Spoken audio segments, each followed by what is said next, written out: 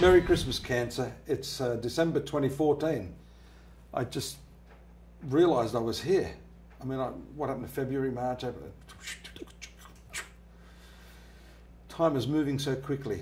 But I would like to take this opportunity to thank you all for tuning in here to the forecast that I give each month, and simply to say that as Mars exits your marital sector this month on the 5th, you must be feeling a lot of relief.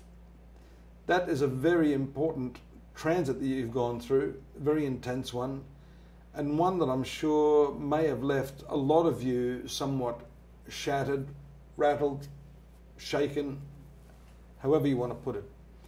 But sometimes, as with a bushfire which burns everything down to the ground, it's nature's way of reconstituting, renewing the growth of a forest. In the same way, the conjunction that we saw in recent times in your marital sector, your zone of important relationships, Mars and Pluto, has had the same effect. Now, you have the opportunity to deepen your understanding of the relationship.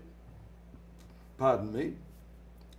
Now you have the opportunity to deepen that relationship as Mars moves into your 8th sector.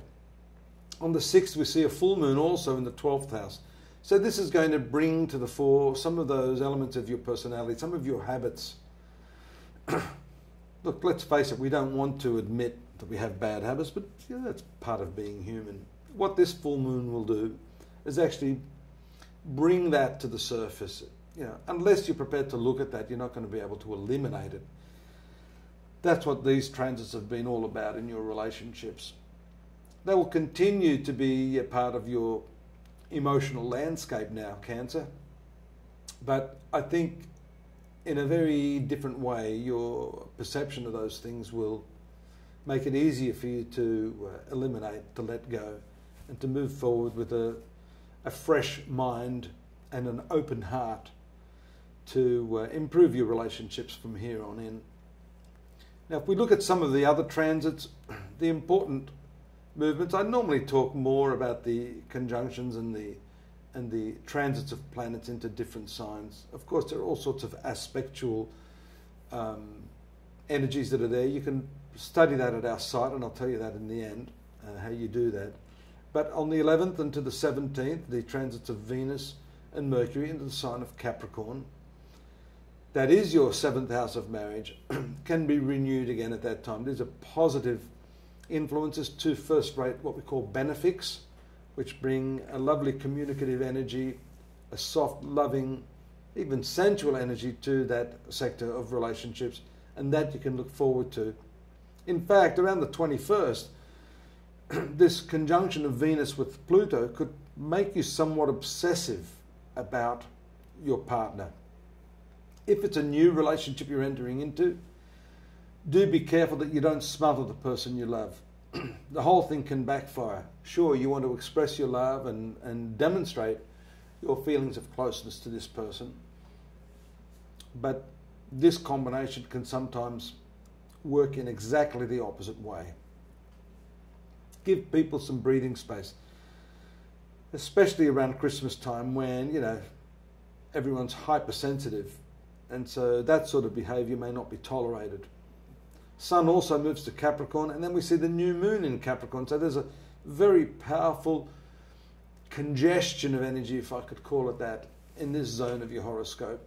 So you need to manage that well, and you need to manage the number of relationships that you're going to have to be dealing with at this time. It often happens at Christmas.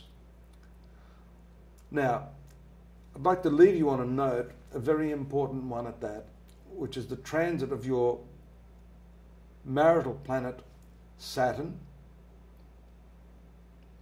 and your planet of transformation. It is ruling the 7th and the 8th sector of your horoscope, moving for the first time in 2.5 years from the 5th sector of love and creativity into the 6th sector of work practices and daily habits.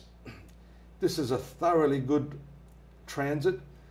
It removes the heaviness that you might have been feeling in terms of your creative mind, your romantic affairs, and it shifts it into an area where it's more comfortable. The sixth zone of the horoscope is much more comforting for these malefic planets like Saturn, Mars and the Sun. So the next 2.5 years, a new cycle is beginning there. This has a lot to do with your work practices, where you work, how you work, your employees, if you're employing people, all of that. And I'm going to address that in the new year. That's a whole other story, whole other ball game for you. And just again to say thank you, wishing you the best for this festive season. Do take care.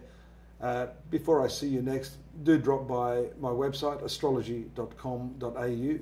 You can go into more detail in the aspectual sense, more refined aspects, which can give a bit more depth to what I've talked about here.